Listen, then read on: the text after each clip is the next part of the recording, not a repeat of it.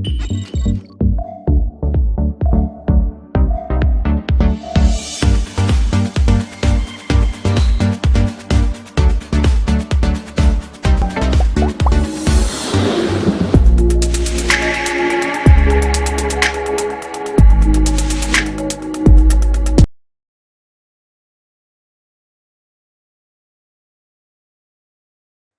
අපි දැන් මූල්‍ය කල්පනාකරණයේ දෙවෙනි සෙග්මන්ට් එකට ඇවිල්ලා ඉන්නේ. කලින් කතා කරා මූල්‍ය තීරණ ඊළඟට මූල්‍ය කල්පනාකරණයේ හැඳින්වීම මේක කතා කරා. මොකද මූල්‍ය කල්පනාකරණයට එන්න කලින් අපි හිතන හැටි පුදු වෙන්න ඕන. දැන් තියෙන්නේ මූල්‍ය ප්‍රකාශ ගැන. ඒ කියන්නේ මූල්‍ය සැලසුම් කරන්නේ හා පාලන උපකරණ ගැන අපි කතා කරන්න ඕන. අපි බලමු මූල්‍ය පාලන උපකරණ ඒදී අපි කතා කරන්න වෙන්නේ මූල්‍ය ප්‍රකාශ ගැන. ප්‍රධාන මූල්‍ය ප්‍රකාශ, ආදායම් ප්‍රකාශය, ලාභ ගිණුම ඒ කියන්නේ ශේෂ පත්‍රය, මුදල් ප්‍රවාහ ප්‍රකාශ කියලා තුනක් තියෙනවා. පැටළුණා නම් ආදායම් ප්‍රකාශ කියන්නේ ලාභ ගිණුම තමයි. හරි. ඒක non governmental organization වලට ආදායම් නිකන් ආදායම් වියදම් ගිණුමක් වෙන්න පුළුවන්. ව්‍යාපාරයක ආදායම් ප්‍රකාශය හරි ලාභ ගිණුම වෙන්න පුළුවන්. එතකොට ශේෂ පත්‍රය, මුදල් ප්‍රවාහ ප්‍රකාශය අපි මේ සෙග්මන්ට් වලින් කවර් කරනවා. ඊළඟට අපි එතන ඉඳලා මූල්‍ය පරිපාලන උපකරණ ඉඳලා මූල්‍ය සැකස්ම පිළිබඳව එතනට එනකම්ම අපි විස්තර කරමු. දැන් ඔන්න තියෙන්නේ මූල්‍ය ප්‍රකාශ ගැන. දැන් ඔයගොල්ලන්ට පේනවා ඇති මෙතන මූල්‍ය ප්‍රකාශ දාලා තියෙනවා. අපි එකින් එක බලමු. මේක බලන්න කලින් මූල්‍ය ප්‍රකාශ. හරි. මූල්‍ය ප්‍රකාශ ඇයි අවශ්‍ය වෙන්නේ? ව්‍යාපාරයේ ආදායම් වියදම් කොහොමද කියලා මන බලන්න. මනින් නෙමෙයි. කොච්චර ලාභයක් හම්බ වෙනවද, කොච්චර ලාභ වෙනවද? ඒක නැත්තම් වියදම් වැඩි වෙලා යනවා. අන්තිමට වියදම් මේ පාලනයකින් තොරයි. අනිත් එක බැංකු ණය ගන්නදී ආයෝජකයෝ ගන්නදී හරි කොහොමද මුදල් ප්‍රවාහ ප්‍රකාශ, ආදායම් ප්‍රකාශ, ශේෂ පත්‍ර අනිවාර්යෙන් බලන්න. විශේෂයෙන්ම ආදායම් ප්‍රකාශ ගැන බලන්න. මොකද ආදායම් ප්‍රකාශය කියන්නේ ව්‍යාපාරේ කොච්චර ලාභ ලබනවද කියලා. ඊළඟට ශේෂ පත්‍රයේ කොච්චර වත්කම් තියෙනවද කියලා. ඒ අනුව තමයි බැංකුවක් තීරණය කරන්නේ මේ ණය ප්‍රමාණය දෙන්න පුළුවන් කියලා. මොකද හදිසියෙන් ආය කරගන්න හරි අපේට තියන්න හරි වත්කම් තියෙනවා. ලාභ ගිණුමේ බලන්නේ ගෙවා ගන්න පුළුවන් කියලා වාරිකේ. දැන් ආයෝජකයෝ බලන්නේ ඒ විකුණන ගණන තියෙනවා කියලා. ඒක හින්දා ශේෂ පත්‍රයත් බලනවා. ඒතකොට ස්ථාවර වත්කම්, ප්‍රාර්ථනීය කොච්චර ණය වගකීම් තියෙනවද ඒව බලනවා ආයෝජකයෝ. එතකොට බැංකු ණයට අමතරව අනාගත මූල්‍ය තීරණ ගන්න උදව් වෙනවා ඔය මුදල් ප්‍රකාශ, මුදල් ප්‍රවාහ ප්‍රකාශ, ආදායම් ප්‍රකාශ ඔක්කොම මූල්‍ය තීරණ ගන්න උදව් වෙනවා. ඊළඟට අපි බලමු මේ ව්‍යාපාරයේ කොච්චර ණය ප්‍රාන්දනයක් තියෙනවද, කොච්චර ණය වෙලා ඉන්නවද, කොච්චර තමන්ගේ හිමිකම් වත්කම් තියෙනවද. ඒ හිමිකම් වත්කම් වලින් හදිසියෙන් බංකොලොත් වුණොත් හරි මේ වුණොත් හරි ඒ ණය ගෙවා ගන්න පුළුවන්. ඒක ඔක්කොම බලන්න. ඒක ඔක්කොම බලන්නේ හේතුව හදිස්සියකවත් ඒකේ එහෙම බංකොලොත් වුණා කියලා එතකොට ඔයාට තියෙන නරක කීර්ති දාන. ඉතින් ඒකට ගෙවා ගන්න පුළුවන් වුණොත් හොඳයි. ඉතින් ඒක හින්දා බලනවා අධික ලෙස ණය ගන්නවා කියලා ඒක බලන්න එකම විදිය තමයි ආදායම් වියදම් ඔය ශේෂ පත්‍රය. දැන් මොන ආදායම් වියදම් ප්‍රකාශය මෙතන තියෙනවා. මේකේ ආදායම් වියදම් ප්‍රකාශය, ශේෂ පත්‍රය, මුදල් ප්‍රවාහ ප්‍රකාශය තියෙනවා. ඔන්න ආදායම් වියදම් ප්‍රකාශය බලන්න. යම් නිශ්චිත කාල පරිච්ඡේදයක් ව්‍යාපාරය තුළ සිද්ධ වෙන ආදායම් වියදම් සැසඳීමේ ව්‍යාපාරයේ ලාභ තත්ත්වය පිළිබඳ පහදා දෙන ප්‍රකාශය. මෙම ව්‍යාපාරයේ ප්‍රගතිය පිළිබඳ නිරූපණය කරන මූලික වාර්තාව. ආදායම් කිව්වම විකුණු වෙනත් ආදායම්. මෙතන තියෙන්නේ ඔන්න ආදායම් තමයි ව්‍යාපාරයේ ආදායම් ලාභ ප්‍රකාශයට අනුව. වියදම් ටික බැලුවොත් විකුණු පිරිවැය. සමහර කට්ටිය කියන නිෂ්පාදන පිරිවැය කියලා. මේක කර්මාන්ත ශාලා වලට වවණක් විතර නෙමෙයි අනිත් කට්ටියට අයිති උනට කර්මාන්ත ශාලා වල නිෂ්පාදන පිරිවැය ගන්න එක කරන්නේ වෙනම ගිණුම් තියෙනවා. ඔයගොල්ලෝ දන්නවා දැන් ඔයගොල්ලෝ එළවලු වල ඉගෙනගෙන ඇති. ඉතින් මේකෙදී විකුණු පිරිවැය, බෙදා හැරීම් වියදම්, පරිපාලන වියදම්, මූල්‍ය වියදම්, වෙනත් වියදම් අනිවාර්යයෙන්ම මේ වියදම් හැටියට ගන්න පුළුවන්. ඊළඟට දැන් ඔගේ විකුණු පිරිවැය ගණිතදී කියනවා අවසාන තෝගය ඒ වගේ ගන්නවා වගේ පරිපාලන වියදම් වල පරිපාලන වියදම් ඒ කියන්නේ වැටු කාර්යාල වියදම් විදුලි වියදම් ඒ වගේ දේවල් මේ පරිපාලනය. බෙදා හැරීම වියදම් වලට බෙදා හැරීමේ පිළිවෙය ඊළඟට ඔය යත්තම මෝටර අධර්ෂය අලාභ ඒ වගේම මේ ප්‍රචාරණ වියදම් මූල්‍ය වියදම් ගත්තම ණය වලට ගෙවන වියදම් ඒ වගේ පොලිය වෙනත් වියදම් වලට ඔබ කපා හැරීම ඊළම් ප්‍රත්‍යාගන්නේදී අලාභ ඒ වගේ දේවල් අයිති වෙනවා. හරි. අපි බලමු ශේෂපත්‍රය. ශේෂපත්‍රය කියන්නේ මොකක්ද කියලා අපි බැලුවොත් යම්කිසි ව්‍යාපාරයක ඒ කාල පරිච්ඡේදයක් අවසානයේ වත්කම් ප්‍රාන්දනේ වගකීම් තියෙනවා. ඒ වත්කම් ප්‍රාන්දනේ වගකීම් කොහොමද තියෙන්නේ කියලා කියන්නේ කාල පරිච්ඡේදය අවසානයේදී කොච්චර වටිනාකමක් තියෙනවද කියලා ව්‍යාපාරයේ හැමදාම මේ හැම කාල පරිච්ඡේදය අවසානයේදී බලනවා. මොකද ඒකෙන් අපිට තෝරගන්න පුළුවන් ප්‍රාන්දනේ කොච්චර තියෙනවද වගකීම් අපිට කොච්චර තියෙනවද ඒකේ අනුපාතය එහෙම ගොඩක් හොඳ නැද්ද ණය වැඩිද ඒ වගේ තියෙනවා. ස්ථාවර වත්කම් වල ඡය වෙච්ච ප්‍රමාණය අපිට ප්‍රතිස්ථාපනය කරන්න නේද? ඒව බලන්න. ජංගම වත්කම් කොච්චර තියෙනවද? ඉතින් ඒව බලලා මූල්‍ය තීරණ ගන්න ශේෂ පත්‍රය තියෙනවා. අපි බලමු ශේෂ පත්‍රයේ තියෙන නිර්වචනය. යම් නිශ්චිත කාල පරිච්ඡේදයක අවසානයේදී ව්‍යාපාරයක වත්කම් වගකීම් ප්‍රාන්දන තත්ත්වය පිළිබඳ පහදා දෙන ප්‍රකාශය. මේ ව්‍යාපාරයට අයිති සම්පත් ව්‍යාපාරයට අයිති නොවන බාහිර පාර්ශවයට අයිති සම්පත් පිළිබඳ කියා දෙන සාරාංශගත ලේඛනය. මෙය මූලික ගිණුම් කරන සූත්‍රයේ ඒ කියන්නේ ප්‍රාන්දනයේ දර වගකීම් සමානයි වත්කම් මත පදනම් වෙනවා. මේකේ ජංගම නොවන වත්කම් ස්ථාවර වත්කම් ඒ කියන්නේ දීර්ඝකාලීනව තියෙන විගුණන් නැති වත්කම් ඒ කියන්නේ කාර්යාල උපකරණ දේපල ගොඩ නැගිලි මෝටර රථ වගේ දේවල් ජංගම නොවන වත්කම් වල තියෙනවා. ජංගම වත්කම් වල ද්‍රවශීලතාවයෙන් යුතු වත්කම් තියෙනවා. ඒ කියන්නේ තෝගය වෙනද ලැබිය යුතු දෑ මුදල් බැංකු ශේෂයන් එහෙම තමයි ඔක්කොම වත්කම් හැදෙන්නේ. හිමිකම් ප්‍රාන්දනේ ප්‍රකාශිත ප්‍රාන්දනේ කියන්නේ සාමාන්‍ය කොටස් ඊළඟට සංචිත විදියට රඳවාගත් ලාභය ඒව තමයි තියෙන්නේ. ජංගම නොවන වගකීම් වල බැංකු ණය කියන්නේ දීර්ඝකාලීන බැංකු ණය ඔතන බලපාන. ජංගම වගකීම් වල ණය හිමියෝ කෙටි කාලින බැංකු ණය ගෙවිය යුතු උපචිත වියදම් බදු ගෙවිය යුතු ද ඒ වගේ දේවල් වගකීම් වල තියෙනවා. අන්න මේකේ ශේෂ පත්‍රයේ නිවැරදි විදියට තියෙනවා නම් මේ වත්කම් වල එකතුව ඊළඟ ප්‍රාග්ධනයේ වගකීම් වල එකතුවයි සමාන වෙනවා. සමාන වුණොත් තමයි ඔබ හරි කියලා කියන්න පුළුවන්. හරි. දැන් අවශ්‍යම වැදගත් එක තමයි මුදල් ප්‍රවාහ ප්‍රකාශ. මුදල් ප්‍රවාහ ප්‍රකාශයේ තීරණය වෙන්නේ හුඟක් වෙලාවට මුදල් ඇත්තටම ගලා යාම තමයි ඒකේ පෙන්නන්නේ. මේක වැදගත් වෙන්නේ කොච්චර ලාභ ලැබුවත් ව්‍යාපාරයක් පාඩු වෙන අවස්ථා වැඩි. ඒකින්ද ඇත්තටම ව්‍යාපාරය තුල සංසන්දනය වෙන මුදල් ප්‍රමාණය හරියට ගණනය කරන්න. නැත්නම් Tamanට තියෙන දෛනික වියදම් ටික ගෙවා ගන්න බැරි වුණොත් ව්‍යාපාරය බංකොලොත් වෙනවා. ලාභ ලබන ව්‍යාපාර බංකොලොත් වෙනවා.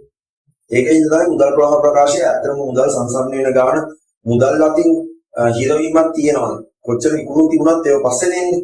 මුදල් අතින් ඇත්තටම මුදල් අතේ හිරවීමක් තියනවාද කියන එක බලන එක තමයි මුදල් ප්‍රවාහ ප්‍රකාශය වෙන්නේ. අපි මුදල් ප්‍රවාහ ප්‍රකාශය බලමු. යම් කාලච්ඡේදයක් තුළ ආයතනයේ සත්‍ය හෝ අපේක්ෂිත මුදල ගලා ඒම සිදුවන ආකාරය මුදල් ගලා යෑම සිදුවන ආකාරය පිළිබඳ විශ්ලේෂණය කර දැක්වෙන මුදල් ප්‍රවාහ ප්‍රකාශය. මේදී මෙහෙම ක්‍රියාකාරකම් වලින් ජන්‍ය වුණු මුදල්.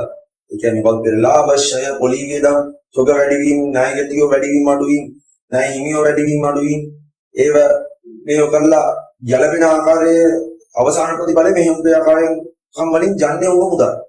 ඊළඟට ආයෝජන ක්‍රියාකාරකම් වලින් මුදල් ප්‍රවාහයට ආපු ඒවා මෝටර රථ ගැනුම් වලදී අඩු වෙන ඒවා මෝටර රථ විකුණනවා වැඩි වෙන ඒවා ආයෝජන ක්‍රියාකාරකම් වලින් ලාභේ කියන්නේ මුදල් ගලායෙන් මූල්‍ය ක්‍රියාකාරකම් තුලින් මුදල් ප්‍රවාහ ඒ කියන්නේ බැංකු ණයක් ගත්තම එන ටික ඊළඟට කොටස් නිකුත් කරාම ලාභාංශ ගෙවුවම ඒ වගේ මූල්‍ය ක්‍රියාකාරකම් වලින් ජනනය වන සුද්ධ මුදල් ඔක්කොම ගලවලා එන්නේ මුදල් හා මුදල් සමාන දෑවල සුද්ධ වැඩිවීම.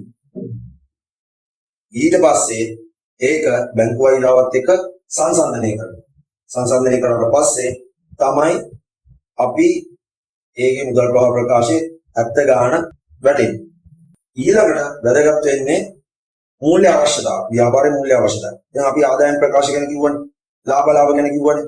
ඒව කොහොම කළා මුදල් ප්‍රවාහ ප්‍රකාශය කරලා කිව්වා විස්තර කරලා. දැන් අරමුදල් හොයාගන්න ඕනේ. අරමුදල් හොයාගන්න එක ලේසි නෑ. ඒත් විදි තියෙනවා. දැන් ඒ අරමුදල් හොයාගන්න එක තමයි මුලින්ම අවශ්‍යතාවල් සඳහන් කරලා ඊළඟට ඒ හොයාගන්න විදිය තමයි මෙතනින් කියලා දෙන්නේ. දැන් බලමු මේකේ මුලින්ම අවශ්‍යතාවල් මොනවද කියන්නේ? ව්‍යාපාරයේ අරමුදල් අවශ්‍යතාව විවිධ වෙනවා. ඒ කියන්නේ කාරක ප්‍රාග්ධන අවශ්‍යතාව, කෙටි කාලීන මූල්‍ය අවශ්‍යතාව කියන්නේ ස්ථාවර ප්‍රාග්ධන අවශ්‍යතාව, දීර්ඝ කාලීන මූල්‍ය අවශ්‍යතාව, දලකාරක ප්‍රාග්ධන අවශ්‍යතාව, ශුද්ධ කාරක ප්‍රාග්ධන අවශ්‍යතාව.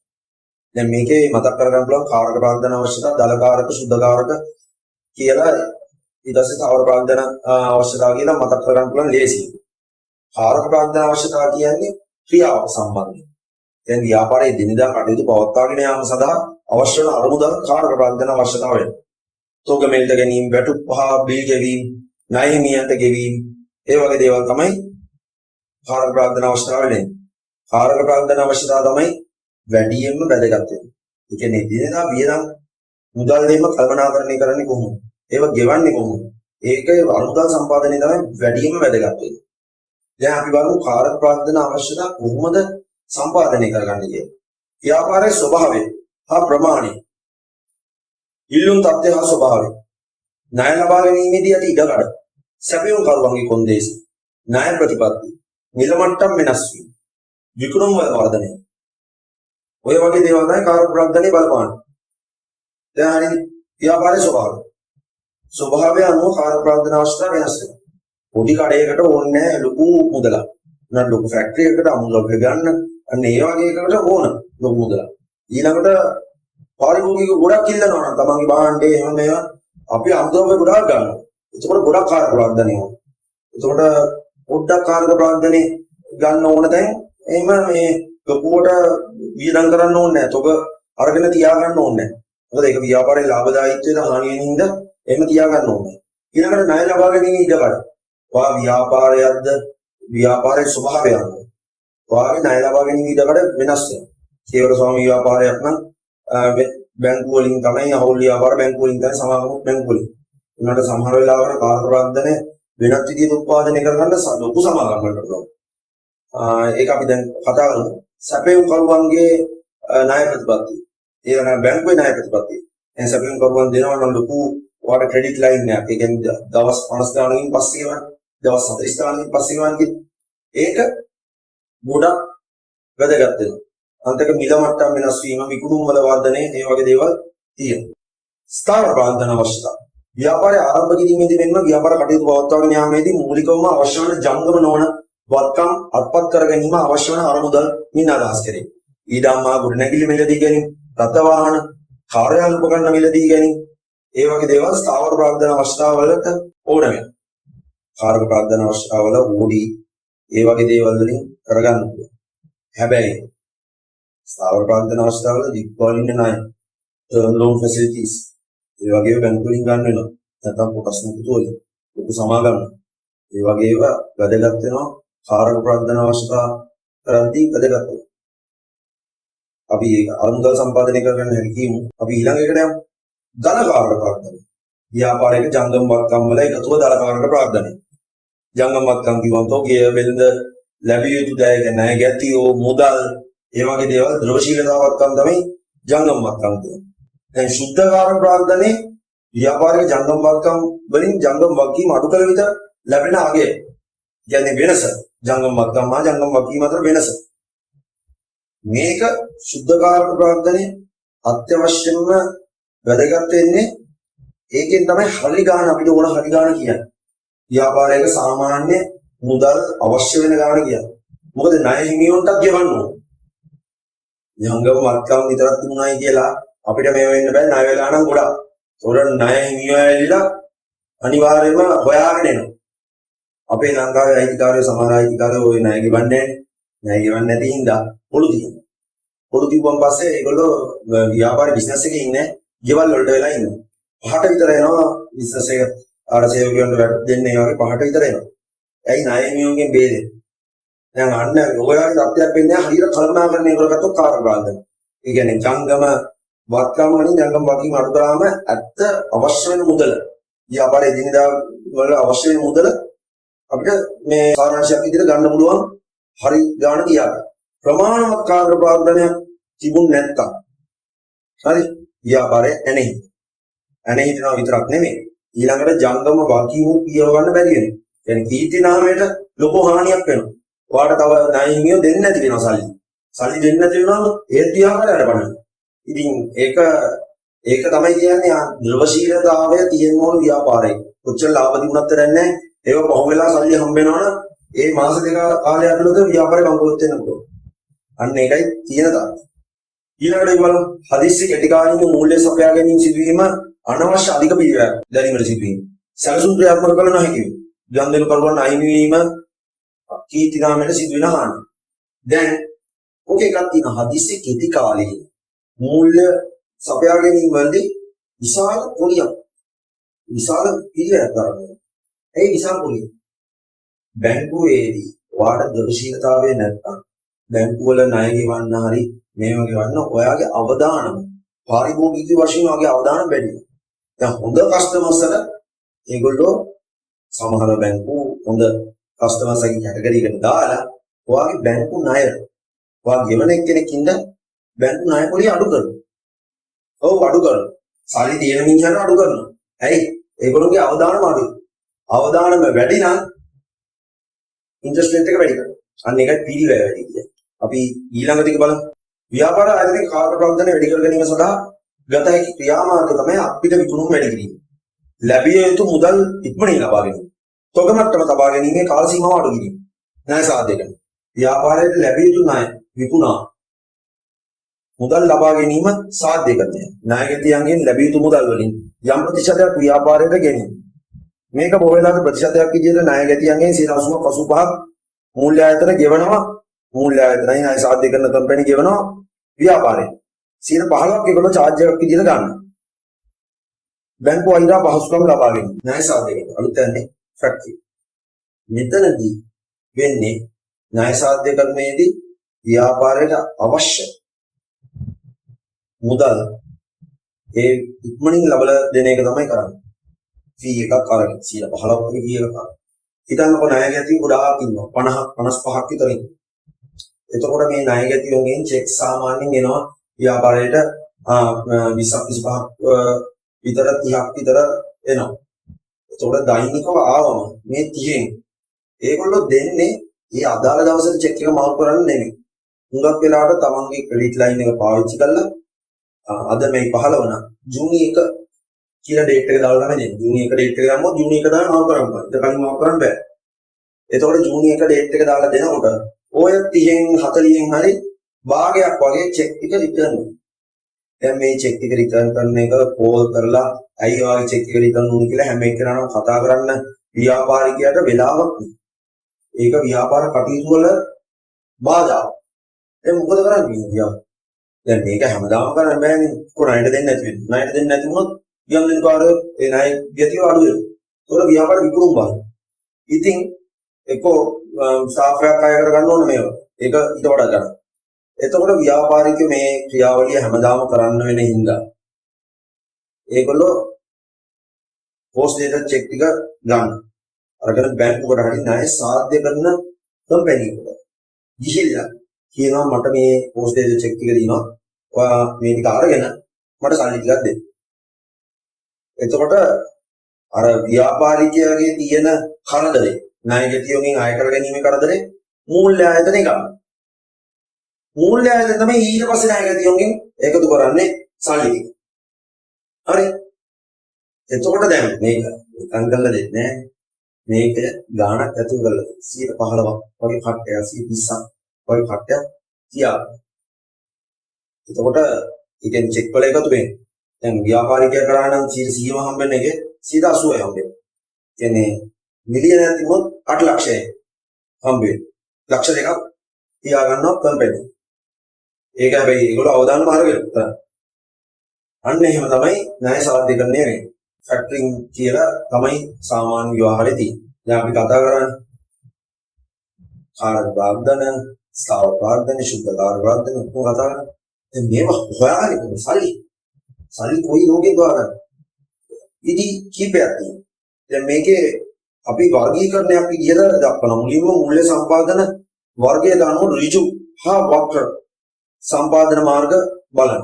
මූල්‍ය සම්පාදන මාර්ග වර්ගීකරණයේ ඍජු සම්පාදන මාර්ගයේදී කොටස් නිකුතුව ණයකරණ නිකුතුව රඳවාගත් ලාභය ෂය සඳහා වෙන් කිරීම අතුලත් වෙනවා. වක්‍ර මූල්‍ය සම්පාදනයේ බැංකු අයිඩා බැංකු ණය කල්බදු සාධ්‍යකරණය.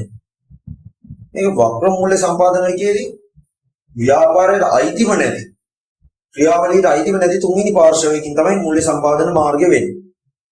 ඒක හොඳට මතක තියාගන්න. මූල්‍ය සම්පාදන මාර්ග මූල ආශ්‍රයයන්.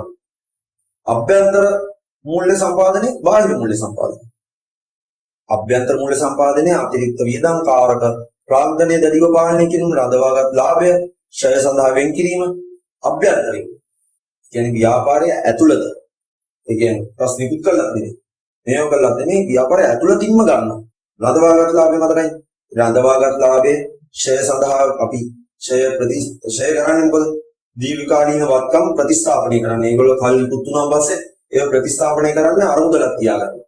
ඒ අරමුදල කල්පනාකරණය කළා. රඳවාගත් ලාභය කල්පනාකරණය කළා. අවශ්‍ය මූල්‍ය සම්පාදනය ගන්න. අන්තිම කාරක ප්‍රාග්ධනයේ දැඩිව පාලනය කරොත් බැංකුවේ මුදල් ඉතුරු වෙනවා. බැංකුවේ මුදල් ඉතුරු වුණාම ගන්න පුළුවන් මේ ටික දේවල්.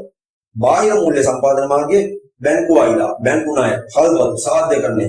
අර ණයකරණ නිකුත කොටස් නිකුතුව අපි කලින් එකේ ඍජු එකේ කිව්වේ.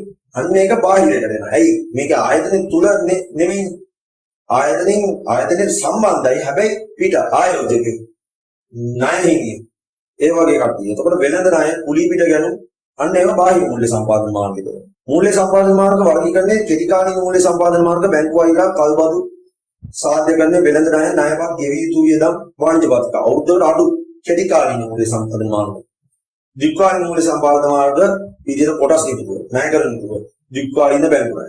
දැන් උතන දීර්ඝකාලීන කිව්වම කොටස් නිකුතුව කියන එක සමහරවිට දීර්ඝකාලීන නිකුතුව කෙටිකාලීන නිකුතුව සමගම මොකද ප්‍රස් ගන්නවා විකුණනවා අවශ්‍ය වෙලාවට විකුණනවා බැස්සොත් විකුණනවා.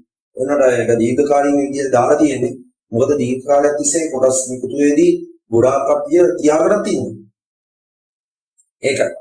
එතකොට ඊළඟට ණයකරණ නිකුතුවේදී නම් දීර්ඝකාලීන කොහොමද?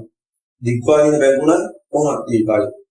ඒ දීර්ඝකාලීනව තියාගන්නේ සාමාන්‍ය පොලිය කියන්නේ පිළිවෙල අඩුයි.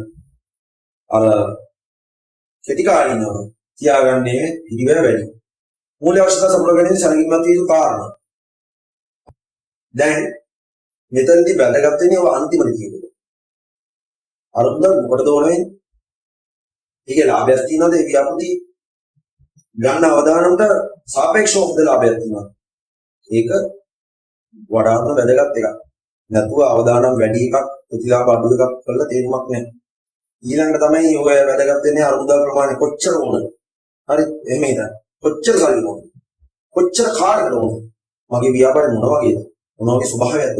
කේවල ස්වාමී එන යාළුවෙක් ඉඳලා ගන්න. අන්න ඒක හිතන්න. අරුමුදල් මේ බැංකු ණයක් ගන්නකොට කොලැටරල් එකක් ගන්න වෙනවා. එතකොට ඒකට කොලැටරල් කියන්නේ බැංකුව ඉල්ලන ඔය ඇපේට තියාගන්න එක. අපසුරුකම් බල. ගියක් ගන්නකොට බලන්න ඔයගේ තාත්තගෙන් අහන්න හවුසින් ලෝන් එකක් දැම්මම ගියක් මේක කරනවා නම් ඉඩම බැංකුවට අරගෙන තමයි මේක කරන්නේ. හදිසියෙන් ගෙවුවේ නැති වුණොත් බැංකුවේ අපේට ලබාගත්ත වත්කම මුලක් වෙලාවට ණයට දෙන ණයට වඩා වැඩි. ඒ වත්කම තමයි ආයෙත් ආයෙ කරගන්න. ගෙවුවේ නැති වුණොත් ඔයාලට ඒ තියෙන වත්කම නැති වෙනවා. ඒක අපසුරුකම් පත්. මොන වගේ අවදානමක්ද තියෙන්නේ? ඒත් අවදානමක් තියෙනවා. අන්තික ප්‍රාර්ථනා විදියට වෙන බලපෑම. ඒක පොදු සමාගමක් වෙද්දී ගොඩක් බලපානවා. ආයෝජකයෝ හිමේ කරනකොට හදිස්සියෙන් තමන් ඔයා ව්‍යාපාරේ පටන් ගත්තා. තමන්ගේ අතෙන් ගිලිහෙනවා. ඔව්. ස්ටීව් ජොබ්ස් වුණා. බලන්න ඉන්ටර්නෙට් එකේ ස්ටීව් ජොබ්ස් කි මුලම එක. තමන් පටන් ගත්ත ව්‍යාපාරේ තමන්ම අයින් කළා යනවා. මම ගොඩක් කාලයක් තිස්සේ අඳුරගත්ත ඒ බිස්නස් පාර්ට්නර් ස්ටීව් ජොබ්ස් අයින් කළා. ඉතින් ඒ තත්ත්වය උඩ තමන්ට ව්‍යාපාරයේ හිමිකාරීත්වයේ බව බිස්නස් එකම නැති වෙනවා. ඒක ප්‍රාන්දන විවයන්ත් එක ණය කොච්චර තියනවද හිමිකම් කොච්චර තියෙනවද ඒක බලන්න. අපි දැන් ඊළඟ එක බලමු. මුලින්ම වන් පාර්ට් එකට එනවා. මූල්‍ය අනුපාත විශ්ලේෂණ. මූල්‍ය අනුපාත විශ්ලේෂණයේදී වෙන්නේ ඔයාගේ ලාභ, අලාභ, තියෙන ඒවා තෝලන අනුපාතයෙන් කියන්නේ ණය හිමිකම් කොච්චර තියනවද වාගේ සල්ලි ද්‍රවශීලතාවය කොච්චර හොඳට තියනවද ව්‍යාපාරේ ඊළඟට වාගේ කාර්යක්ෂමතාවය ව්‍යාපාරේ මේකේදී අලුත්ම අනුපාතයක් මම කියනවා. ඕගොල්ලන්ට කොහේවත් ඕගොල්ලෝගේ සිලබස් එක ගන්නත් නැති අලුත්ම අනුපාතයක් කියනවා.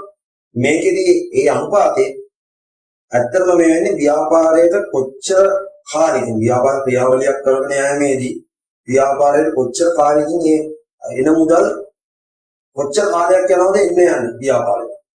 කියන්නේ ව්‍යාපාරේ කැෂ් ඔපරේටිං සයිකල් එක ඕගොල්ලන්ට විකුණුවක් ඒ විකුණු ක්‍රියාවලිය කරද්දී කොච්චර කාලයක් ඇතුළත ඔයගොල්ලන්ට සල්ලි ආයෙත් එනවද? ඒ දල කැෂ් ඔපරේටිං සයිකල් එක දින ගණන් අනුව මේ ඔයගොල්ලෝ ගණනය කරගන්න පහසුවෙන් විදිහේ අලුත්ම අනුපාතයක් මම මේකෙදි විතරක් කියලා දෙන්නම්. මොකද සිලබස් එකේ නැහැ. අපි බලමු දැන් මූල්‍ය කළමනාකරණයේදී අවශ්‍ය වෙන තොරතුරු මූල්‍ය ප්‍රකාශය වලින් ලබාගත හැකියි. එන ආදායම් ප්‍රකාශය, ශේෂපත්‍ර මුදල් ප්‍රවාහ ප්‍රකාශය. එම ප්‍රකාශයේ කිසියම් ක්‍රමවත් ආකාරයට අධ්‍යයනය කිරීම මූල්‍ය ප්‍රකාශ විශ්ලේෂණය ලෙස හැඳින්විය හැකියි. මූල්‍ය ප්‍රකාශ විශ්ලේෂණය සඳහා යොදා ගන්න ලබන ප්‍රධාන ක්‍රමවේද තමයි මූල්‍ය අනුපාත විශ්ලේෂණය. මූල්‍ය අනුපාතය ගණනය කිරීමේදී ගිණුම් කරන ප්‍රකාශ විශ්ලේෂණය කිරීමේ ශිල්ප ක්‍රමයක්. මේ තොරතුරු මගින් මූල්‍ය ශක්තියින් දුර්වලතා අනාගතයේ ඇති වී ඇති අවස්ථා හා තර්ජන පිළිබඳ අභ්‍යන්තර විශ්ලේෂණයක් වෙන්න පුරෝගතනයන්ද සිදු කළ හැකියි. එමෙන්ම තව තරඟකාරී ව්‍යාපාර සමග ශේෂ්ත්‍රයේ සිටින සමකාලීනයන් සමග ව්‍යාපාරයේ සංසන්දනය කරන්න හොඳ හැකියාවක් තියෙනවා මේ මූල්‍ය අනුපාත විශ්ලේෂණයේ. ආයෝජකයන්ට ගොඩාක් වැදගත්. එතකොට ව්‍යාපාර ආයතනයේ මූල්‍ය තත්ත්වය පෙන්වුම් කරන ප්‍රධාන සාධක කිහිපයක් තියෙනවා. ව්‍යාපාරයේ ලාභදායීත්වය, මෙහෙන් කටයුතු වල කාර්යක්ෂමතාවය, මූල්‍ය තෝරන්නේ, ද්‍රවශීලතාවය, ව්‍යාපාර ගණන් කරන මූල්‍ය වෙළඳපොලේ තත්ත්වය, ඒ වගේ දේවල් බලපාන මූල්‍ය තත්ත්වය පෙන්වුම් කරන්නේ. මූල්‍ය අනුපාත හා ඒවා ප්‍රයෝජන ගන්නකොට ව්‍යාපාර ක්‍රියාකාරීත්වයේ සම්බන්ධතාවය පිළිබිඹු කරන දර්ශකයක්. ඒ ව්‍යාපාර ක්‍රියාකාරීත්වය හා මූල්‍ය තත්ත්වය අනුව ස්වොට් විශ්ලේෂණයක් මගින් ව්‍යාපාරයට තීරණ හා මෙහෙයවීම සිදු වෙනවා. ඒකට ප්‍රයෝජනයක් විදිහට ව්‍යාපාරයේ ලාභදායීත්වය, ද්‍රවශීලතාවය, ප්‍රාග්ධන තෝලනය පිළිබඳ අවබෝධයක් ලබාගත හැකි වගේම තරඟකාරී ආයතන සමග සංසදා ව්‍යාපාරයේ තත්ත්වය හඳුනා ගන්නවා. පසුගිය වර්ෂ සමග සසඳන ව්‍යාපාරයේ ප්‍රගතිය බලා ගන්නවා. ව්‍යාපාරයේ අවාසිදායක තත්ත්වයන් බලලා ඒවට විසඳුම් දෙන්න පුළුවන්. අනාගත සැලසුම් දියත් ගන්න පුළුවන්. නායකයන්ට ආයෝජකයන්ට මූල්‍ය ආයතන වලට තොරතුරු ලබා දෙන්න පුළුවන්. ඒ කියන්නේ තොරතුරු අනුව ඒගොල්ලෝ තීරණය කරනවා ණය දෙනවද, ආයෝජනය කරනවද, මූල්‍ය ආයතන වල ණය දෙනවද තීරණය කරන්න පුළුවන්. දැන් අවශ්‍ය වෙන ද්‍රවශීලතා අනුපාත. ද්‍රවශීලතා අනුපාත කියන්නේ අර විදිහට ව්‍යාපාරයේ කැෂ් කියන විදිහ. ඒක ඒකට ජංගම වක්කම්, ජංගම වල්කීම් එක තමයි සංසන්දනය කරන්නේ. අපි බලමු ද්‍රවශීල වක්කම් කොහොමද ගණනය කරන්නේ කියලා. ජංගම අනුපාතය, ජංගම වක්කම්, බෙදීම ජංගම වගකීම්, ජංගම වක්කම් හා ජංගම වගකීම් අතර සම්බන්ධතාවය මෙන්ම වගකීම් වලට මුහුණ දීමට වක්කම් වලට ඇති හැකියාව පෙන්වන්න කරනවා. මේකෙදි ජංගම වක්කම් බෙදෙනවා ජංගම වගකීම් වලින් මේක අනුපාතයක් විදිහට තමයි ගන්න. ව්‍යාපාරයේ ශ්‍රේණික අනුපාතයේ ඇසිඩ් ටෙස්ට් කියලා කියනවා. ඒ කියන්නේ ද්‍රවශීල වක්කම්. ද්‍රවශීල වක්කම් කිව්වම ජංගම වක්කම් වලින් අඩු කරනවා බඩු තොගයයි කලින් ගෙවූ වියදම් වල එකතුව. බෙදෙනවා ජංගම වක්කම්. ඇයි අඩු කරන්නේ? බඩු තොගයයි කලින් ගෙවූ වියදම් වලින් ඇත්ත ද්‍රවශීලතාවය ව්‍යාපාරේ මේව කරන්නේ නැහැ. බඩු තොගය කවදා හරි විකිනෙන්න පුළුවන්. නොවිකිනී තියෙන්න පුළුවන්. කලින් ගෙවූ වියදමුත් ගන්න බෑ. කලින් ගෙවුණු කියන්නේ කලින් ගෙවුවා. ඒතකොට ද්‍රවශීල වක්කම් වල ඇත්තටම වෙන්නේ ඔය බැංකුවේ තියෙන ව්‍යාපාරේ ළඟ තියෙන මුදල්. ඒක තමයි මේ ද්‍රවශීලතාව වක්කම් වලින් මේ වෙන්නේ. ඒ මුදල් වලින් කියන්න පුළුවන් වක්කීම්, ජංගම වක්කීම්, ණයනියෝග කොච්චර සූදානමක් තියෙනවද කියලා. ද්‍රවශීල වක්කම් අතර ඇති සම්බන්ධතාවය පෙන්වන්න කරන අතර ජංගම වක්කීම් වලට මුහුණ දිය හැකි ශ්‍රණික හැකියාව. ඒවත් ද්‍රවශීල වක්කම් වල හැකියාව පෙන්වන්න කරන්නේ. දැන් ද්‍රවශීල වක්කම් වල ඕකේ ශ්‍රණික අනුපාතය ෂණයකින් අනේක මතකයි. ෂණයකින්ම ඕගොල්ලන්ට ජංගම ණය හිමියන් කියවන්න. කෙටිකාලින් ණය කියවන්න. මේ ව්‍යාපාරයේ සූදානම් වෙනවා. ඒක අර මං කිව්වේ ඒක නැත්තම් ව්‍යාපාරය අනපන. අපි බලමු දැන් ලාභ අලාභ අනුපාතයේ මේව කරන ලාභ අනුපාත කියලා තියෙනවා. එතකොට මේකෙදි ධන ලාභය, සුද්ධ ලාභය, විකුණුම් එක තමයි සංසන්දනය කරන්නේ. ධන ලාභ අනුපාතයේ ව්‍යාපාරයේ විකුණුම් වලට අනුව ධන ලාභ ප්‍රතිශතයක් ලෙස පෙන්වන්න කරන අනුපාතය දැන් ලාභ අනුපාතය. මේක ගන්නේ දැන් ලාභයේ විකුණුම් වලින් බෙදලා වැඩි කරනවා 100. ඊළඟට සුද්ධ ලාභ අනුපාතයේ බදු පෙර ලාභය ව්‍යාපාරයේ විකුණුම් වලට අනුව සුද්ධ ලාභය ප්‍රතිශතයක් ලෙස පෙන්වු කරන අනුපාතය. ඒකවල සුද්ධ ලාභය කියන්නේ බදු පෙර ලාභය බෙදනවා විකුණුම් වලින් වැඩි කරනවා 100. ලාභදායීත්ව අනුපාතයේ හොඳම එක තමයි ආයෝජන මත ප්‍රතිලාභ අනුපාතය. Return on investment ROI කියලා කියනවා. මේකෙදි මේ මුළු ආයෝජන අනුපාතිකයේ ව්‍යාපාරී ඉපියුම් ප්‍රමාණයට කොතෙක්ද යන්න පෙන්වු කරන අනුපාතිකය. එමෙන්න මෙහිදී ඒ තමා ආයෝජනය කළ මුදල කොපමණ කාල සීමාවකට ලැබෙයිද යන්න ආයෝජකයන්ට වටහා ගන්න පුළුවන්. ආයෝජනයේ මත ප්‍රතිලාභය බදු පසු සුද්ධ ලාභය එකතු කරන අපොලිය බෙදන මුළු අක්කම් කියන්නේ යෙදු ප්‍රාර්ථනේ වල වැඩි කරන 100. හිමිකම් මත ප්‍රතිලාභ සාමාන්‍ය කොටසිනියන් විසින් සපයන ලද ප්‍රාර්ථනය සඳහා උපයන ප්‍රතිලාභය ප්‍රතිශතයක් ලෙස පෙන්වු කරන අනුපාතයෙන් ඉන්න අදහස් කරනවා. හිමිකම් මත ප්‍රතිලාභ අනුපාතිකයේ බදු පසු සුද්ධ ලාභය අඩු කිරීම වර්ණීය ලාභාංශ බෙදීමේ හිමිකම් ප්‍රාර්ථනයේ වැඩි කිරීම 100. ව්‍යාපාරයේ කොතරම් කාර්යක්ෂම ක්‍රියා කරනවද මෙන්න ව්‍යාපාරයේ ලාභය ශ්‍රේෂ්ඨය සංසන්දනය කරන විට දුර්වලතා හඳුනා ගැනීමට මේක කරනවා. කියන්නේ Taman දාපු ප්‍රාර්ථනයේ කොච්චර විදියට කාර්යක්ෂමව වැඩ කරනවද කියන එක තමයි තීරණය කරන්නේ. දැන් මෙතනදී ROI තමයි වැදගත් මේ. ROE තරගත් ROI එක වැදගත්. ROI එකකින් කියන ව්‍යාපාරේ තවත් දැම්මොත් මුදලක්. හොටෙල් එකකට මිලියන 100ක් දැම්මයි කියන්නේ. මිලියන 100ක් දැම්මොත් ඒ මිලියන 100 අවුරුදු කීයකදී ඔයාලට උපය ගන්න පුළුවන්. ඒ කියන්නේ අවුරුද්දකට මිලියන 15ක මිලියන 25ක විතර ලාභයක් නම් එන්නේ. ඒ හොටෙල් එකේ. අනිවාර්යයෙන්ම අවුරුදු 5ක් ඇතුළත ඔයාලට ඒක කවර් කරගන්න පුළුවන්. ඒ හොටෙල් කැපැසිටි එක ඒ වගේ මේව බලනවා. හැබැයි ඒ කියන්නේ ආයෝජකයේ Taman දාන ආයෝජනේ ඔච්චර කාලෙකදී ගන්න පුළුවන්ද කියන එක තමයි ඔය මේකෙන්නේ. මුලින්ම අනුපාතයක් විදිහට එන්නේ අනුපාතේ අවුරුදු ගණනත් එක්ක බැලුවම අවුරුදු කොච්චර යනවද කියන. ඒක ගොඩාක් වැදගත් වෙන ව්‍යාපාර ආයෝජනය කරද්දී ROI එක ස්ටොක් මාකට් එකේ මේව කරද්දී ROE එක Taman දා ප්‍රාර්ථනෙන් කොච්චර ප්‍රතිලාභයක් Taman හම් වෙනවද? ඒක ගොඩාක් වැදගත් වෙන ආයෝජනයක්. මූල්‍ය අනුපාත වර්ග ක්‍රියාකාරී අනුපාතය. මෙහෙම කාර්යක්ෂමතා අනුපාතය කියලා කියනවා. ඒකෙදි ව්‍යාපාරේ කොතරම් කාර්යක්ෂම ක්‍රියා කරනවද යන්න. ව්‍යාපාරේ ලාභය ශේෂ්ඨය හා සංසන්දනය කරන විට දුර්වලද ශක්තිමත්ද කියලා හඳුනා ගන්න පුළුවන්. ඒ වගේම ණය ගැති පිළිවෙත් පොණපාතේ ණය පිළිවෙත් පොණපාතේ තොග පිළිවෙත් පොණපාතේ ඒ වගේ දේවල් වලින් කොච්චර කාර්යක්ෂම මුදල් සංසන්දනය වෙනවද කියලා හොයා ගන්න පුළුවන්. ව්‍යාපාරේ ක්‍රියාකාරීත්වයේ ගැටලු හෝ ශක්තිමත් භාවය පෙන්වු කරන අනුපාතය තමයි මේක. තොග පිළිවෙත් පොණපාතේ තමයි මේ තත්ත්වෙ මුලදී එන්නේ. යම් කාලච්ඡේදයකදී ව්‍යාපාරයේ තොගය විකුණුම් බවට පත් කිරීමේ ශීඝ්‍රතාවය. එහෙනම් තොග විකුණුම් බවට පත්වන ක්‍රියාවලිය තොග පිළිවෙත් පොණපාතේ. තොග පිළිවෙත් පොණපාතේ ගන්න සාමාන්‍ය තොගය.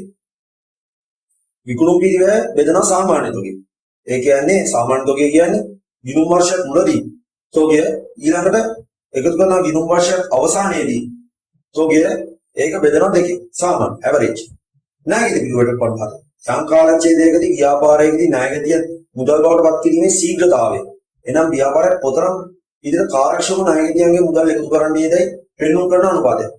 ණයගැති පිළිවෙලට පොණපාතේ ණයට විකුණුම් බෙදෙන සාමාන්‍ය ණයගැතියෝගේ අර විදිය නම් තමයි ආරම්භක ණයගැතියෝ ගිණුම් වර්ෂ මුලදී අවසාන ණයගැතියෝ ගිණුම් වර්ෂ අවසානයේදී එකතු කරලා බෙදනවා දෙකේ. සාමාන්‍ය ණය එකතු කිරීමේ කාලයේදී ව්‍යාපාරයේ ණයගැතියන්ගේ ණය එකතු කර ගැනීමේ සාමාන්‍ය කාලය මෙමගින් පෙන්වු කරනවා. ඒක සාමාන්‍ය ණය එකතු කිරීමේ කාලේ සාමාන්‍ය ණයගැතියෝ බෙදනවා වාර්ෂික ණයට විකුණුම් බෙදනවා 360යි. මේක තව ලේසි විදියක් තියෙනවා. දින 360 අරගෙන බෙදනවා ණයගැති පිළිවෙලට පොණපාතේ උත්තරේ. එතකොටත් ඒ ගානේ. දැන් එතනදී ණයගැති පිළිවෙලට පොණපාතේ කියන්නේ අවුරුද්දකදී කොච්චර ප්‍රමාණයක් ওই ණයගැතියොන්ට හරි ණය හිමියොන්ට හරි ඒ පිළිවෙලට පොණපාතේ කොච්චර ප්‍රමාණයක් අවුරුද්දකදී සිද්ධ වෙනවද කියන එකේ ඒ ගුණකයක් විදිහට තමයි එන්නේ.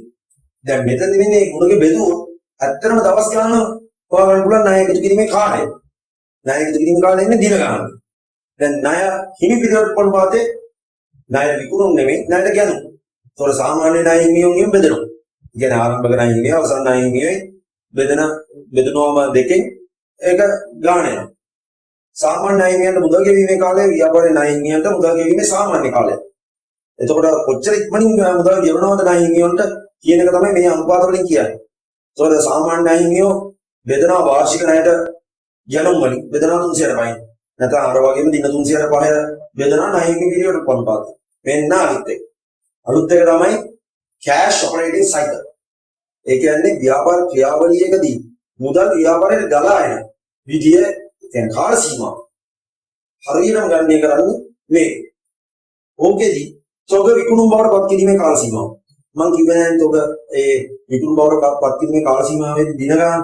ඒකත් අර විදිහම තමයි තොග විකුණුම් බවට පත් වීමේ කාල සීමාව සාමාන්‍ය තොග මට්ටම ගන්න. ඊළඟට වාර්ෂික ඒක බෙදනවා වාර්ෂික ණයට විකුණුම් වලින් බෙදනවා 300ට. ඒ විදිහ තමයි ගන්නෙ. ඒකෙන් එන උත්තරේ තමයි තොග විකුණුම් බවට පත් කිරීමේ කාලය. එන්නේ. ඒක එකතු කරනවා ණය එකතු කිරීමේ කාලය. සාමාන්‍ය ණය එකතු කිරීමේ කාලයක ඔයගොල්ලන්ට ආපු දින ගන්න අර තොග මේකෙන් එකතු කරනවා.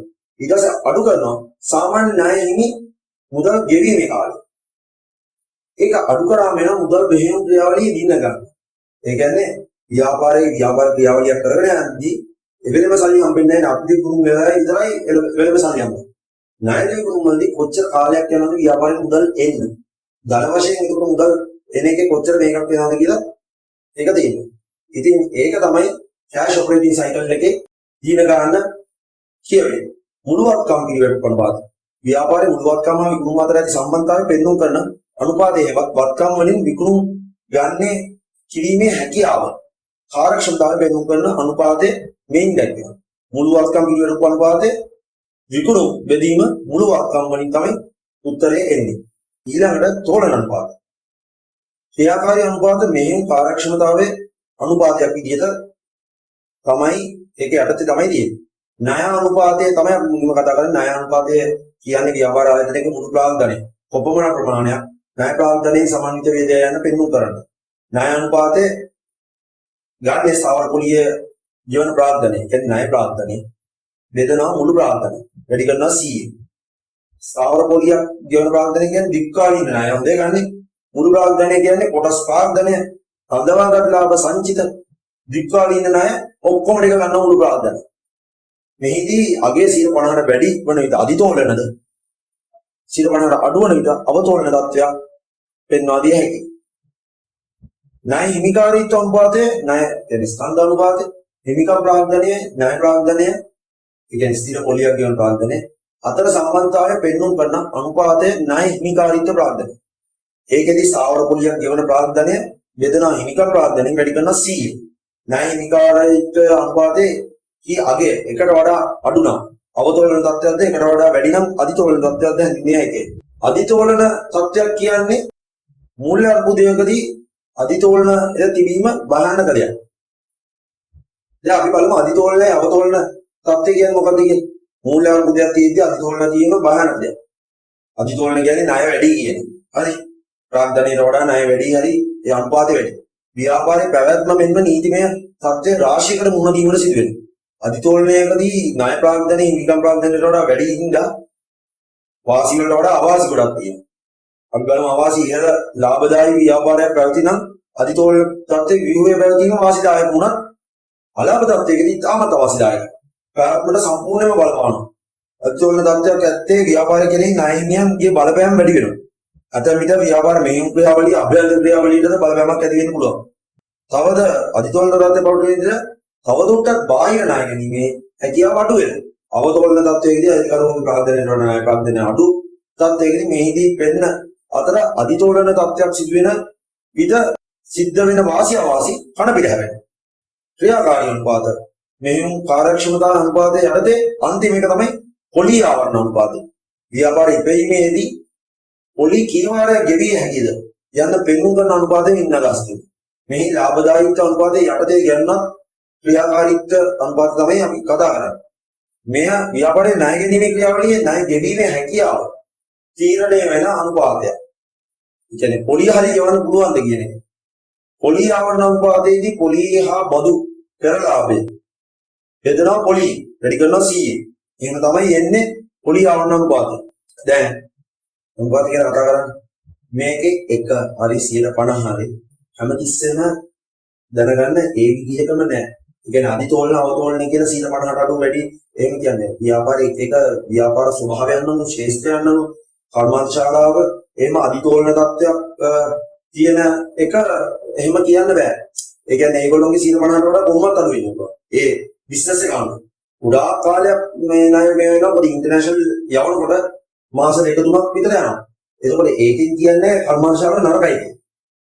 සිල්ලර වඩුකඩේක එහෙම වුණොත් ඒක නරකයි කියන්නේ. දැන් සමහර වෙලාවකට ඔය එකට වඩා වැඩි ඉතින් දෙක අතිතෝලන තත්ත්වයක් කියලා කියන්න පුළුවන් වුණාට ඒක ශේෂ්ත්‍රයත් එක්ක බැලුවම අවතෝලනයක්ත් වෙනවා. ඒ වගේ 0.8 හරි 0.6 අවතෝලන තත්ත්වයක් කියලා කිව්වට ශේෂ්ත්‍රයක බැලුවම කියන්නේ සිල්ලර වඩුකඩ යන ඒක අතිතෝලන තත්ත්වයක් වෙනවා. ඒ ව්‍යාපාරයේ ස්වභාවය අනුව ව්‍යාපාරයේ ණය ක්‍රියාවලිය ඒ සැපයුම්කම්ගේ ඔක්කොම තීරණ ඒ ක්‍රියාවලිය අනුව වෙනස් වෙන අදිතෝලන අවබෝධ. අන්තය දැන් මෙහෙම. ණය ගන්න එක හොඳ නෑ කියලා මම කියන්නේ. ණය ගන්න එක හොඳයි. ඇයි ණය ගන්න එක හොඳ? ණය ගන්න එක හොඳ තමන්ගේ ණය ප්‍රාග්ධනය කියන්නේ තමන්ට ප්‍රාග්ධනය තිබුණා.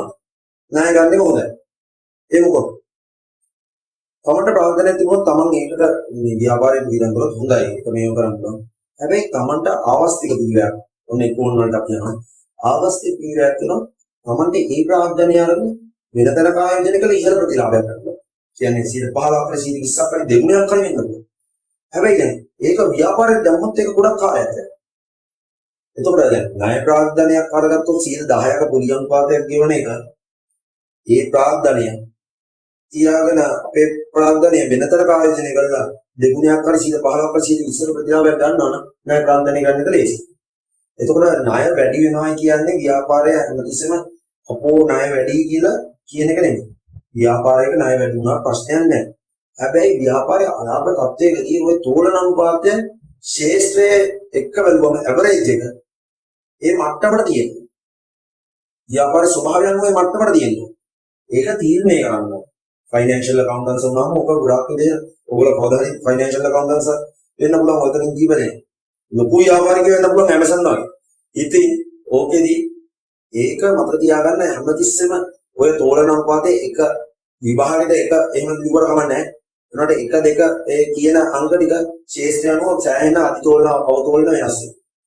හරි අපි ඊළඟ එකට යමු. මූල්‍ය ආයතන.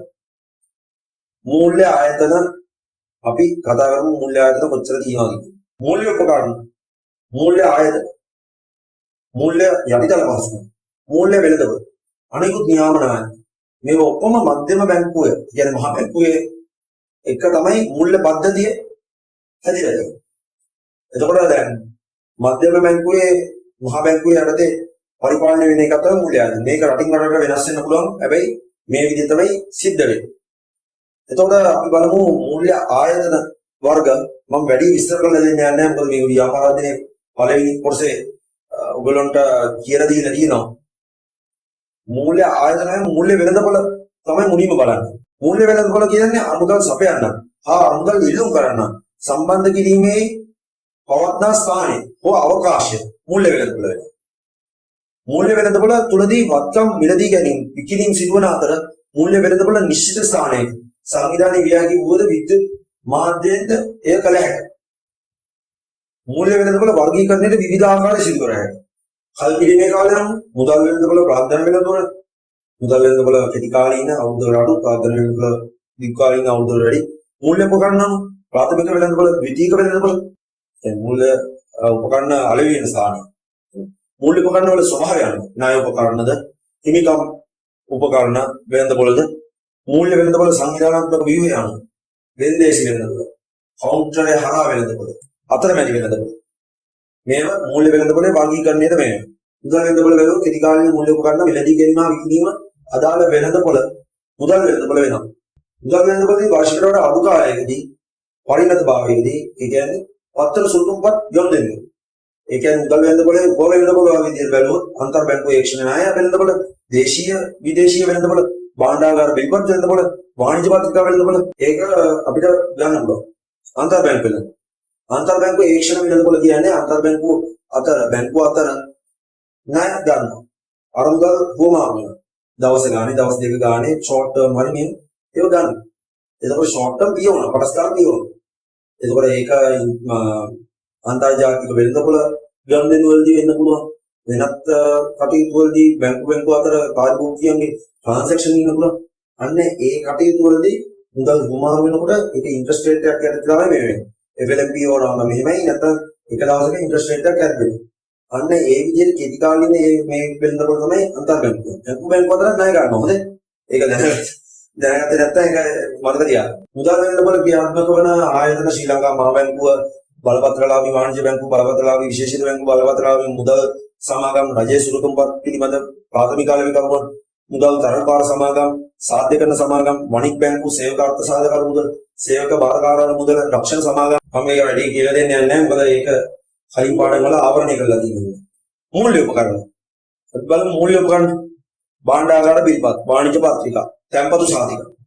මුදල් වෙළඳපොලේ භාවිතා වන ප්‍රධාන මූල්‍ය උපකරණ තමයි මේ. මේව කෙටි කාලීන ඒවා. හොඳයි. අවුරුද්දකට අඩු ඒවා. භාණ්ඩාගාර බිල්පත් යනු රජයේ අවශ්‍ය කෙටි කාලීන අරමුදල් දේශීය මුදල් වලින් සපයා ගැනීම සඳහා රජය වෙනුවෙන් ශ්‍රී ලංකා මහ බැංකුව නිකුත් කරනු ලබන නිර්ණයකර සුළුපත් පත්‍ර. භාණ්ඩාගාර බිල්පත් නිකුත් කිරීමේ වගකීම පැවරී ඇත්තේ ශ්‍රී ලංකා මහ බැංකුවේ ණය දෙපාර්තමේන්තුවයි. මේ නිකුත් කරන්නේ ප්‍රාථමික වෙළඳපොළ. ශ්‍රී ලංකා මහ බැංකුව කරන්නේ ප්‍රාථමික වෙළඳපොළ. භාණ්ඩාගාර බිල්පත් කෙටි කාලීන මූල්‍ය උපකරණ කියන්නේ දින 91ක් 182ක් 364ක් යන පරිණත කාලයන් වලට නිකුත් කරනවා. වට්ටමක් යද්දී නිකුත් කරනවා. නිර්ලේඛන සුළුපත. නිර්ලේඛන කියන්නේ ලේඛනයක් නැහැ. විද්‍යුත් වෙන්දේසි මගින් නිකුත් කරනවා. ශ්‍රී ලංකා රුපියල් වලින් නිකුත් කිරීම සිදු කරනවා. රජයේ සහතික කළ සුරක්ෂිත උපකරණ. දැන් මෙතනදී නිර්ලේඛන කියන එක පොඩ්ඩක් අපහැදිලි කියලා මම හිතනවා. නිර්ලේඛන කියන්නේ වාට FD එකක් වගේ බැංකුවකට ආයෝජනය කර සර්ටිෆිකේට් එකක් එන්නේ නැහැ. මේක මෙච්චර ගාණක් මෙහෙම කියලා එන්නේ නැහැ. ඒක සර්ටිෆිකේට් එකක් දීලා සර්ටිෆිකේට් එක ආයෙ ගේන්න ඕනේ නැහැ. අප්ලිෆ් කරන්න. ඒක ඔයාට කෙලින්ම ඔයාගේ ID අංක ගිහුවා පස්සේ බැංකුවෙන් ගන්න. හැබැයි ඔයාලට මේ දිනුම් අංකේ අලා ගන්නත් එක කොපියක් දෙන්න. ආනෙච්චර මේ වාර්තාවක් දැම්මා කියලා print out හදන්න. එන නිල්ලේක කියොම සියක් නිල්ලේක නේ. හැබැයි පොලේ වැඩනේ කොහොමද ඒක සිස්ටම් එකේ තියෙන්නේ. ඒතකොට බැංකුවේට එනකොට ඒක අරගෙන එන්න ඕනේ මේව කරන්න. ඔයාගේ ID අංකේ මේකයි. ඕනනම් පොලේ දෙන්න පුළුවන්. මෙදාට මැච් වෙනවා කියලා තියාගන්න. ඔයාලට දෙන්න. ඒක ඕන වෙලාවක ඔයාලට ගන්න පුළුවන්. මේකේ අවදානම අඩුයි. මේකේ FD වලට වඩා අවදානම අඩුයි. ඔයගේ පොලිය ටිකක් අඩුයි FD වලට. හැබැයි අවදානම අඩුයි. ඒ කියන්නේ closer to zero risk තමයි මේකේ තියෙන්නේ. එතකොට දැන් මූල්‍ය ආයතන ගන්නවා ටිකක් වැඩි මේවට වැඩි ප්‍රතිලාභයක් වෙන විදිහට ගන්නවා. ඊට පස්සේ අපිට ද්විතීයික වෙළඳපොළ තමයි අපිට නිකුත් කරන්න භාණ්ඩාගාර බිල්පත්. ශ්‍රී ලංකා මහ බැංකුව විසින් නිකුත් කරන ලබන භාණ්ඩාගාර බිල්පත් වෙළඳාම සිදුවන වෙළඳපොළ මින් අදහස් කෙරේ. එනම් භාණ්ඩාගාර බිල්පත් විකිණීම හා මිලට ගැනීම සිදුවන වෙළඳපොළ. ශ්‍රී ලංකා මහ බැංකුව තුලින් ප්‍රාථමික වෙළඳපොළ නිකුත් කරන ලබන බිල්පත් ප්‍රාථමික ආර්ථිකරුවන් වෙළඳී ගන්නා කියන්නේ බැංක් මූල්‍ය ආයතන ඒ වගේ දේවල්. ඒ කාල්පිරීමේ ප්‍රාථමික ආයෝජකයන් අතර ගනුදෙනු සඳහා හෝමාරු වෙන වෙළඳපොළ ද්විතීයික වෙළඳපොළ. භාණ්ඩාගාර බිල්පත් මෙල්ලී ගැනීම ගැනුම්කරතු වාසි මම කියපු විදිහට හොඳ ඉපීමක් ලබා ගන්නට හැකි වීම FD එකට වඩා අඩුයි. හැබැයි හොඳ ඉපීමක් ගන්න පුළුවන්. අවදානම අවමයි. closer to zero. ඒක බැඳිලා ඉන්නවා රජය වාට ගෙවන්න. ඉහළ ද්‍රවශීලතාවය කල්පිරීමට පෙර වට්ටම් කරගත හැකි ආයෝජනීය අවස්ථාවක් ප්‍රතිලාභ හිමි ප්‍රාග්ධර වෙළඳපොළේ වර්ෂයකට වැඩි කාලයක් කල්පින්න මූල්‍ය උපකරණ ගනුදෙනුව සිදුවෙන වෙළඳපොළ ප්‍රාග්ධර වෙළඳපොළ. වර්ෂයකට වැඩි කාලයක්. අරක වර්ෂයකට අඩු කාලයක්. එනම් දිග්වාලීන අනුමුදල් අවශ්‍යතාවයන් ඇති පාර්ශව හා දිග්වාලීන මුදල් අතිරික්තතා ඇති පාර්ශව අතර ගනුදෙනු සිදුවෙන වෙළඳපොළ. ප්‍රාග්ධන වෙළඳපොළේ උප වෙළඳපොළ වල විදිහට කොටස් වෙළඳපොළ සංගමික බැඳුම් කර වෙළඳපොළ භාණ්ඩාගාර බැඳුම් කර වෙළඳපොළ දක්වන්න පුළුවන්. ප්‍රාග්ධන වෙළඳපොළ ගනුදෙනු කරන ආයතන කොළඹ කොටස් සූමාව කියන්නේ කොළඹ ව්‍යාපාර වස්තු ගමාව ශ්‍රී ලංකා මහ බැංකුව බලපත්‍රලාභී වාණිජ්‍ය බැංකුව බලපත්‍රලාභී විශේෂිත බැංකුව අර සෙට් එකම තියෙනවා. බලපත්‍රලාභී මුදල් සමාගම් අනික් බැංකුව විශේෂිත කල්බදු මූල්‍ය සමාගම් කොටස් තරංගවාර සමාගම් රක්ෂණ සමාගම් සේවක අර්ථ සාධක අරමුදල ප්‍රශ්නවනේ ඒ ප්‍රාග්ධන වෙළඳපොළේ මේ වෙනවා. මොකද ඒකේ අරමුදල් වැඩි වෙන්නත් පුළුවන්. දෙපැත්තටම යන්න පුළුවන්. ප්‍රාග්ධන වෙළඳපොළේ භාවිතා වන මූල්‍ය උපකරණ කොටස් සාමාන්‍යයෙන් කොටස් වර්ණීය කොටස් සංගමික ණය කර භාණ්ඩාගාර බැඳුම් කර කොටස් බලපත්‍ර රුපියල් ණය ස්වරූපවත් ඒවා භාවිතා වෙනවා. භාණ්ඩාගාර බැඳුම් කර යම් රජය අවශ්‍ය මැදිහා වික්වාලීන ණය. කියන අවුරුද්දවල වැඩි අවුරුදු 5 අවුරුදු 10 අවුරුදු 20 රජය වෙනුවෙන් ශ්‍රී ලංකා මහ බැංකුව නිකුත් කරන නිල්ලේකර සුළුකුම්පත් වර්ග. මෙය විදේශීය ණය يعني විදේශීය මුදල් ආකාරයට නිකුත් කරන්න පුළුවන් රුපියල් විදියට නිකුත් කරන්න පුළුවන්. භාණ්ඩාගාර බැංකුවල ලක්ෂණ මැදිහා වික්වාලීන උපකරණයක් තියෙනවා. නිල්ලේඛන සුළුකුම්පත් වර්ගයක් තියෙනවා. රජය වෙනුවෙන් ශ්‍රී ලංකා මහ බැංකුව නිකුත් කිරීම. අර්ධ වාර්ෂික කුපන් පොලියට යෙවීම. සුරක්ෂිත ණය උපකරණයක්. ඒක තමයි භාණ්ඩාගාර බැඳුම් කර තත්ත්වයේදී භාණ්ඩාගාර බැඳුම් කර විස්තරයෙන්. දැන් භාණ්ඩාගාර බැඳුම් කර සුරකුම්පත් අපි කියන්නේ මේවා ශ්‍රී ලංකා ඩෙවලොප්මන්ට් බොන්ඩ්ස් කියලා දිනවා USD වලින් මේ වෙනවා යුරෝ වලින් මේ වෙනවා ඒ විදිහට ෆොරින් කරන්සි වලින් දාන්න පුළුවන්. ෆොරින් කරන්සි වලින් ආයෝජනය කරන්න පුළුවන්. ඒක වෙන පිටරටවලුත් ආයෝජනය කරනවා. ඒ බැඳුම් කර. ඉතින් ඒවෙන් තමයි අනුබල සපයා ගන්න.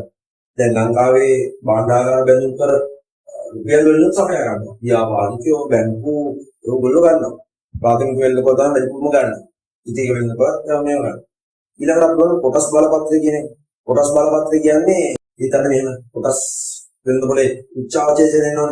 මිල ගණන් 120 කියලා 180 යනවා. 160 කියලා 80 යනවා.